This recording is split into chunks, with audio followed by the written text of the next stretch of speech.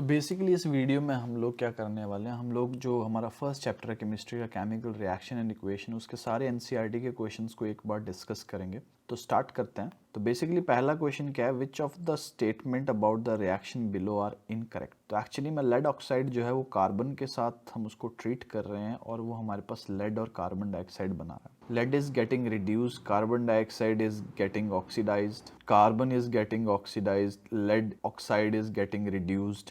A and B की अगर मैं बात करूँ, लेड जो है वो रिड्यूस हो रहा है और बी क्या है, कार्बन डाइऑक्साइड जो है वो ऑक्सीडाइज हो रहा है। तो एक्चुअली में इसका आंसर क्या है, फर्स्ट। बेसिकली जो लेड और कार्बन डाइऑक्साइड है वो तो हमारे पास प्रोडक्ट में है ना, तो वो तो रिजल्ट है।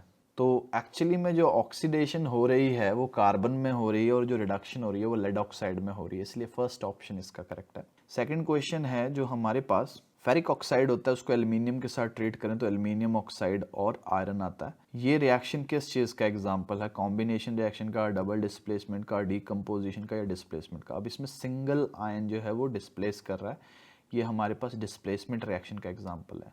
जो नेक्स्ट क्वेश्चन है हमारे पास, what happen when dilute hydrochloric acid is added to iron filing. अब जब भी हम मेटल को एसिड्स में डालेंगे तो हमारे पास हमेशा हाइड्रोजन गैस प्रोड्यूस होगी। तो बेसिकली क्या हो रहा है, देखो रिएक्शन में लिखा हुआ ना, हम आयरन को जब भी HCl में डाल रहे हैं हमारे पास फेरस क्लोराइड बन रहा है और हाइड्रोजन गैस जो है वो इवॉल्व हो रही है। What is balanced chemical equation, why should chemical equation be balanced. Balanced chemical equation मैंने बताया था, रिएक्टेंट और प्रोडक्ट वाली side same number of elements होने चाहिए हमारे पास। और इसको हम क्यों बैलेंस करते हैं, ताकि हमारा law of conservation of mass जो है वो फॉलो कर सके हम लोग। Translate the following statement into chemical equation and then balance them. अब ये सारे के सारे जो रिएक्शंस हैं ये हमें करने पड़ेंगे डिटेल में, ठीक है। फॉर्मूला मेकिंग इसमें इंपॉर्टेंट है और दूसरी चीज़ ये है कि हमें ये पता होना चाहिए कि बैलेंसिंग कैसे करनी है।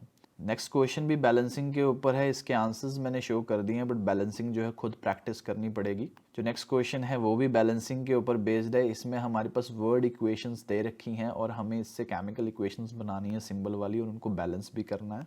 जो नेक्स्ट केमिकल इक्वेशन है वो सेम एज इट इज़ है हमारे पास। हमें क्या करना है, सबसे पहली बात तो इनको बैलेंस करना है और दूसरी बात हमें ये बताना है ये कौन सी रिएक्शन। जैसे फर्स्ट रिएक्शन जो है हमारे पास डबल डिस्प्लेसमेंट रिएक्शन है, सेकंड रिएक्शन है उसमें जिंक कार्बोनेट डीकम्पोज हो रहा है, डीकम्पोजिशन रिएक्शन है, हाइड्रोजन और क्लोरीन कंबाइन करके HCl दे रहे हैं, कॉम्बिनेशन रिएक्शन है, मैग्नीशियम और HCl जो है मैग्नीशियम क्लोराइड और हाइड्रोजन गैस दे रहे हैं, ये एक डिस्प्लेसमेंट रिएक्शन है। What does one mean by exothermic and endothermic reaction. इन दोनों रिएक्शंस के बारे में मैं आपको डिटेल में बता चुका हूँ, आप प्रीवियस वीडियोस जो हैं उनमें देख सकते हो एक्सोथर्मिक और एंडोथर्मिक रिएक्शंस के बारे में। Why is respiration considered an exothermic reaction. Respiration को एक्सोथर्मिक रिएक्शन इसलिए बोलते हैं क्योंकि इसमें एनर्जी रिलीज होती है। हमारे पास ग्लूकोज ऑक्सीजन के साथ रिएक्ट करके कार्बन डाइऑक्साइड और वाटर बनाएगा और एनर्जी रिलीज होगी, तो ये एक एक्सोथर्मिक रिएक्शन है। Why are decomposition reaction called opposite to combination reaction. Obvious ही बात है, डीकम्पोजिशन रिएक्शन में जो एक कंपाउंड होगा वो टूट के दो या दो से ज़्यादा एलिमेंट बना रहा होगा। कॉम्बिनेशन में इसका उल्टा होता है, दो या दो से ज़्यादा एलिमेंट जो होते हैं वो कंबाइन करके एक कंपाउंड बनाते हैं। तो ये हमारे पास डीकम्पोजिशन रिएक्शन जो बिल्कुल ऑपोजिट है कॉम्बिनेशन रिएक्शन का। Write one equation each for the decomposition reaction where energy is supplied in the form of heat, light और इलेक्ट्रिसिटी। तो बेसिकली ये हमसे थर्मल डीकम्पोजिशन, फोटोकेमिकल डीकम्पोजिशन और इलेक्ट्रोलाइसिस का एग्जाम्पल पूछ रहे हैं। तो ये एग्जाम्पल रहे, हम लोग आयरन सल्फेट को जब हीट करते हैं वो फेरिक ऑक्साइड सल्फर डाइऑक्साइड और सल्फर ट्राइऑक्साइड में कन्वर्ट हो जाता है। ये रिएक्शन बहुत इंपॉर्टेंट है, ये भी एक एक्टिविटी की रिएक्शन है। ये थर्मल डीकम्पोजिशन की ये रिएक्शन जो है वो 1 मार्कर में आ सकती है या MCQs में भी आ सकती है।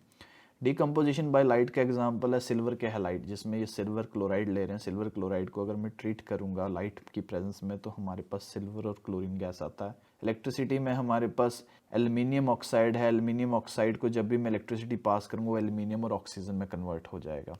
जो नेक्स्ट क्वेश्चन है हमारे पास, difference between displacement and double displacement reaction. Displacement reaction में बेसिकली क्या होता है, एक रिएक्टिव एलिमेंट जो होता है वो लेस रिएक्टिव एलिमेंट को उसके कंपाउंड में से डिस्प्लेस कर देता है। डबल डिस्प्लेसमेंट के केस में क्या होता है, एटम जो होते हैं वो आयन को स्विच करते हैं। जैसे ये AB+CD जो है वो A और B जो है वो स्विच हो रहे हैं। तो A जो है वो D के साथ जा रहा है और B जो है वो C के साथ जा रहा है। तो बेसिकली डिस्प्लेसमेंट रिएक्शन के एग्जांपल है कॉपर सल्फेट जिंक के साथ रिएक्ट करेगा, जिंक ज़्यादा रिएक्टिव होता है कॉपर सल्फेट से तो वो जिंक सल्फेट बना देगा। और डबल डिस्प्लेसमेंट में सोडियम सल्फेट जो है वो बेरियम क्लोराइड के साथ रिएक्ट करेगा और बेरियम सल्फेट और NaCl देगा। In the refining of silver the recovery of silver from silver nitrate solution involve displacement by copper metal, write down the involving reaction. Obvious सी बात है, सिल्वर नाइट्रेट को अगर हम कॉपर के साथ ट्रीट करेंगे, कॉपर ज़्यादा रिएक्टिव होता है सिल्वर से, उसको डिस्प्लेस कर देगा और हमारे पास सिल्वर आ जाएगा। जो नेक्स्ट क्वेश्चन है हमारे पास, what do you mean by precipitation reaction. मैंने बताया था प्रेसिपिटेशन रिएक्शन जो है वो डबल डिस्प्लेसमेंट रिएक्शन का एग्जांपल है जिसमें इनसॉल्युबल प्रेसिपिटेट फॉर्म होते हैं। ये दो हमारे पास एग्जांपल दे रखे हैं इसके, सोडियम कार्बोनेट कैल्शियम क्लोराइड के साथ अगर हम उसको ट्रीट करें तो कैल्शियम कार्बोनेट और सोडियम क्लोराइड आता है।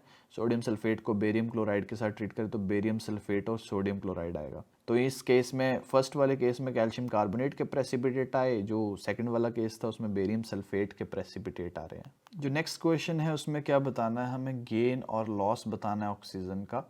दो एग्जाम्पल्स देखे ऑक्सीडेशन और रिडक्शन के। तो ऑक्सीडेशन का मतलब क्या होता है, गेन ऑफ ऑक्सीजन। तो ये जो फर्स्ट रिएक्शन दे रखी है, कार्बन डाइऑक्साइड जो है और हाइड्रोजन जो है कंबाइन कर रहे हैं और कार्बन मोनोऑक्साइड और H2 बन रहे हैं। इसमें H2 जो है एक्चुअली में उसमें ऑक्सीजन ऐड हो रही है, तो वो ऑक्सीडेशन है। वहीं पर जो दूसरी रिएक्शन है, copper plus oxygen gives us CuO, तो एक्चुअली में जो कॉपर है वो गेन कर रहा है ऑक्सीजन को, तो ये भी ऑक्सीडेशन है। जो सेकंड है रिडक्शन, रिडक्शन का मतलब होता है लॉस ऑफ ऑक्सीजन। अगर मैं सेम रिएक्शन को देखूं, अबव वाली रिएक्शन जो फर्स्ट वाली थी उसी का दोबारा एग्जांपल ले रहा हूं। CO2 जब भी हाइड्रोजन के साथ कंबाइन करेगी वो कार्बन मोनोऑक्साइड और वाटर देगी। जो कार्बन मोनोऑक्साइड है एक्चुअली उसमें क्या हो रहा है, CO2 से ऑक्सीजन रिमूव होगी ना, तब कार्बन मोनोऑक्साइड बन रहा है, तो रिमूवल ऑफ ऑक्सीजन का एग्जांपल हो गया ये। वैसे अगर मैं कॉपर ऑक्साइड को हाइड्रोजन के साथ ट्रीट करूं तो कॉपर प्लस H2O बनता है, तो एक्चुअली में कॉपर ऑक्साइड में से ऑक्सीजन रिमूव हुई और फिर कॉपर बना। तो ये दो एग्जांपल थे हमारे पास। जो नेक्स्ट क्वेश्चन है बेसिकली क्या है, एक शाइनी ब्राउन कलर्ड एलिमेंट है X, हीट करने पे ये ब्लैक हो जाता है, इस एलिमेंट X का नाम बताना है। जो ब्राउन एलिमेंट है वो कॉपर है, ऑक्सीजन के साथ जैसे इसको हीट करते हैं ये ब्लैक कलर का कॉपर ऑक्साइड बनाता है। Why do we apply paint on iron articles.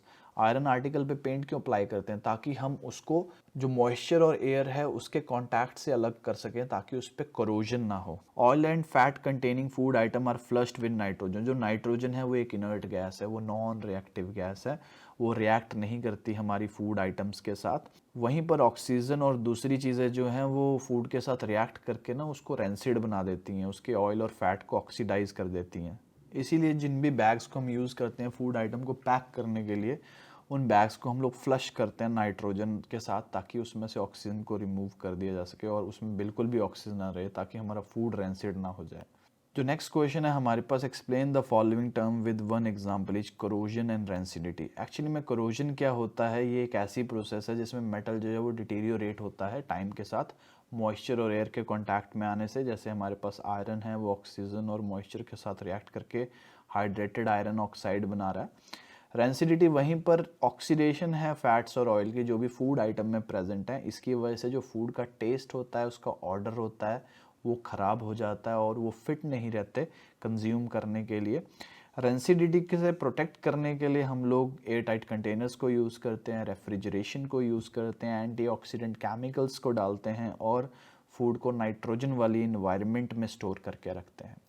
तो ये सारे के सारे एनसीईआरटी के क्वेश्चन थे। जो एनसीईआरटी क्वेश्चन है वो हमारे चैप्टर के अंदर भी बहुत सारे सोल्यूशन थे उसके, जो बेसिकली बैलेंसिंग थी और केमिकल रिएक्शन को लिखने के लिए जो फार्मूलों की नॉलेज होनी चाहिए वो 9th क्लास का टॉपिक है और इसकी प्रैक्टिस करने पे ही ये क्लियर हो पाएगा। तो जितने भी हमारे पास एनसीईआरटी में बैलेंसिंग के एग्जाम्पल है हमें वो सारे के सारे सॉल्व करने चाहिए।